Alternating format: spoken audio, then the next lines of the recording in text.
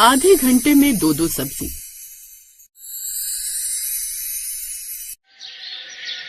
इनको तो बस खाने से मतलब है, वो भी लाड साहबों को दो दो सब्जी खानी है हर दिन, वो भी आधे घंटे में सब्जी बनी हुई चाहिए। अब आधे घंटे में दो दो सब्जी बनाकर तो मैं थक चुकी हूँ। रोज तीनों वक्त बस यही हबड़ा तबड़ी रहती है, ये बनाओ वो बनाओ। आखिर क्या वजह थी जो ज्योत्सना लगातार यूं ही बड़बड़ाई जा रही थी? ये जानने के लिए हमें चलना होगा इस कहानी की शुरुआत। इस घर का नियम है बहू, जो भी बनाना हो वो सास से पूछकर ही बनाना होता है। और हाँ, इस घर में तीनों वक्त दो दो सब्जी बनती है, एक गीली और एक सूखी। और हाँ, जब भी सब्जी बनानी हो वो मुझसे पूछकर ही बनेगी, समझ गए ना? ऐसा कहकर सास अंदर चली जाती है। फरमान तो ऐसे सुना रही है जैसे किसी महल की महारानी हो और मैं इनकी नौकरानी। इसके बाद ज्योत्सना घर के कामकाज में लग जाती है। फिर शाम के समय ज्योत्सना, कहीं नहीं मम्मी जी, फिर आप बता दीजिए रात के खाने में क्या बनाना है। अभी मैं पूजा करने बैठी हूँ, अभी डिस्टर्ब मत कर, मैं उसके बाद बताती हूँ। अच्छा ठीक है मम्मी जी। अब सरस्वती पूजा करने बैठ जाती है और ज्योत्सना सोचती है, माँ जी को तो अभी समय लगेगा, अब तब तक मैं क्या करूँ? एक काम करती हूँ, इतनी देर में आटा लगा लेती हूँ और रायता बनाकर रख देती हूँ। ज्योत्सना रसोई में जाकर काम करने लगती है, लेकिन उसके सास को पूजा में काफी समय लग जाता है। हे भगवान, 8 तो बज गए, 8:30 बजे तो सबको डिनर चाहिए होगा। ये माँ जी ना जाने कब बताएंगे कि बनाना क्या है। सरस्वती को पूजा करते हुए पूरे 8 बज जाते हैं। कुछ देर बाद वो पूजा करके बाहर आती है। सुन बहू, एक काम कर, तू अभी गोभी की सब्जी और साथ में तरी वाली एक सब्जी यानी मटर पनीर बना ले। अब आधे घंटे में ये दोनों चीजें कैसे बनाऊं? मम्मी जी एक काम करिए ना, आप तब तक सब्जी काट दीजिए, जितनी देर में मैं मटर पनीर बना लेती हूँ। अच्छा, अब तू सास से काम कराएगी, और वैसे भी अभी मुझे तुलसी को भी दिया करने जाना है। अब मरता क्या न करता,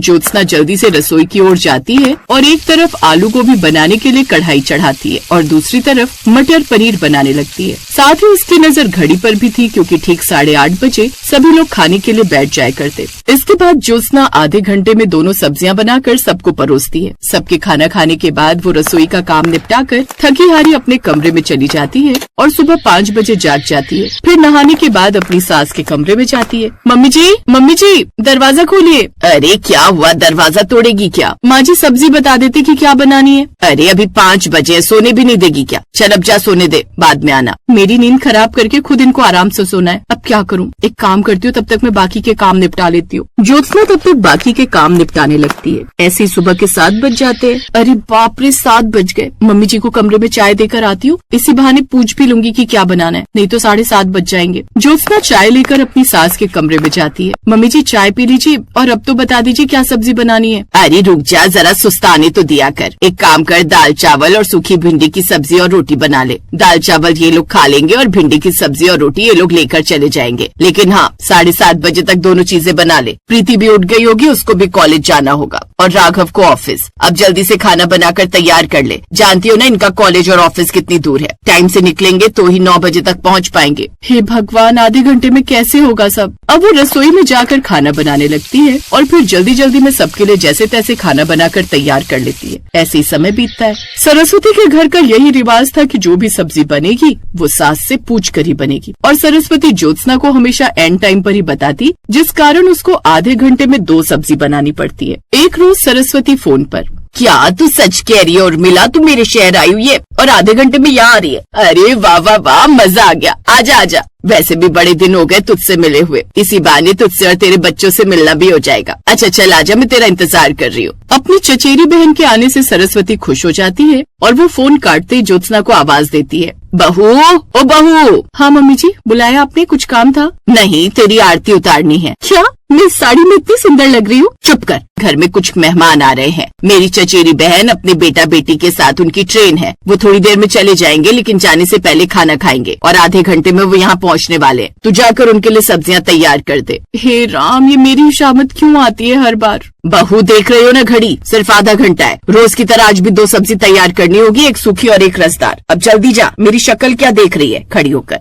जी माँ जी, पर आज तो मैं सोच रही थी कि पूरी के साथ सिर्फ आलू की ही सब्जी रहेगी। नहीं नहीं, ये घर का नियम है, मेज पर 2 सब्जी रखनी है, वरना वो लोग क्या कहेंगे कि बहू आलसी है। आलसी मैं? आधे घंटे में 2 सब्जी बनाना क्या आसान है? ज्योत्सना जल्दी से रसोई में जाती है और काम पर लग जाती है। आधे घंटे बाद उर्मिला अपने बेटे बहू के साथ उनके घर तू तो बड़ी कमजोर हो गई उर्मिला, तेरी बहू ठीक से खाना नहीं देती है क्या? अरे नहीं नहीं, वो बात नहीं है, मेरी बहू तो बड़ी समझदार है, वो तो मैं ही हूँ जो अपनी सेहत का ध्यान रखती हूँ। इसके बाद ज्योत्सना उन सबको खाना परोसती है। भले ही उसने खाना आधे घंटे में बनाया हो, लेकिन वो काफी मजेदार बना था। खाना खाकर वो सब लोग वहाँ से चले गए। ऐसे दिन बीतने लगे। फिर एक दिन ज्योत्सना बाजार जाने के लिए घर से निकलती है कि तभी पीछे से एक ऑटो आकर उसको टक्कर मार देता है। आह, हे भगवान, अंधा है क्या? देख कर नहीं चल सकता।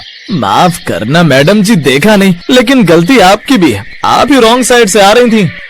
मेरा पैर। अब ज्यादा बड़बड़ मत कर और मुझे अस्पताल ले चल। वो ऑटो वाला उसे ऑटो में बिठाकर अस्पताल ले जाता है, जहाँ डॉक्टर उसका टेस्ट करते हैं। हे भगवान, बस हड्डी न टूटी हो, नहीं तो मेरे घर का क्या होगा, कैसे मैनेज होगा सब काम। तब तक उसके ससुराल वाले भी आ जाते हैं। अरे बहू, कैसे हुआ ये सब? तू देख कर नहीं चल सकती थी क्या? देखिए, इनके पैर की हड्डी टूटी है, इसीलिए अब इन्हें 2 महीने के लिए बेड रेस्ट पर रहना होगा। लो, हो गया बेड़ा गर्क। जिस बात का डर था वही हुआ। अब वो ज्योत्सना को लेकर घर आ जाते। ज्योत्सना तो अब पूरी तरह बेड रेस्ट पर थी। तभी उसकी सास रसोई में जाकर खाना बनाने लगती है, लेकिन उन्हें खाना बनाने में पूरे 2 घंटे लग जाते हैं।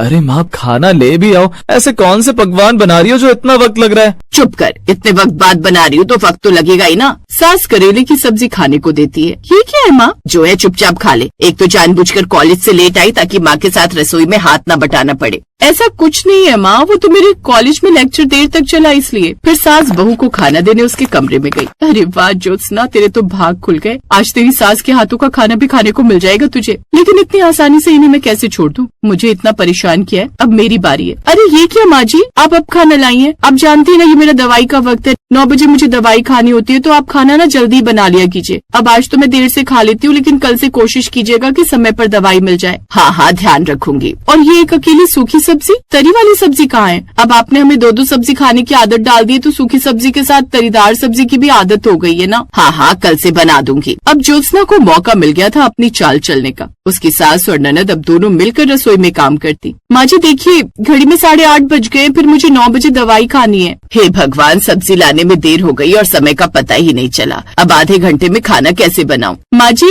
और 2-2 सब्जी बनानी है, याद है ना? ज्योत्सना अपने कमरे से बैठे बैठे ही चिल्लाए जा रही थी। हाँ हाँ, याद है। सास जल्दी जल्दी हाथ चलाती है। अरे बेटी जल्दी कर। अब सास ननद दोनों जल्दी जल्दी हाथ चलाती हैं, लेकिन फिर भी आधे घंटे में उनसे खाना नहीं बन पाता। ये पता नहीं भाभी कैसे इतनी जल्दी खाना बना लेती हैं। अरे कौन सी बड़ी बात है, कल से हम भी बना लेंगे, वो तो बस आज थोड़ी देर हो गई। अगले दिन वो फिर किसी न किसी काम में फंस जाती है और उसके पास खाना बनाने के लिए मुश्किल से आधा घंटा ही बचता। और इस आधे घंटे में सब्जी बनाने की जो जद्दोजहद पहले बहू करती थी, वही अब सास को करनी पड़ रही थी। तब उसे समझ आता है कि कैसे उसकी बहू रोज तीनों वक्त आधे आधे घंटे में 2-2 सब्जियां बनाने की जद्दोजहद से लड़ती है। उसे अब अपनी गलती का एहसास होता है। और कुछ दिन बाद जब उसकी बहू पूरी तरह ठीक हो जाती है, तब माँ जी खाने में क्या क्या बनाना है जल्दी बता दीजिए। बहू जो तेरा दिल करे बना ले, और हाँ समय की कोई पाबंदी नहीं है, जितना वक्त लगे आराम से बना ले। हे भगवान, कहीं मैं कोई सपना तो नहीं देख रही हूँ? ये सूरज कहाँ से निकला है आज? आप सच कह रही है माँ जी? हाँ बहू। ये सुनकर ज्योत्सना बहुत खुश हो जाती है और उस दिन के बाद वो कभी उसको आधे घंटे में 2 सब्जी के लिए परेशान नहीं होना पड़ता।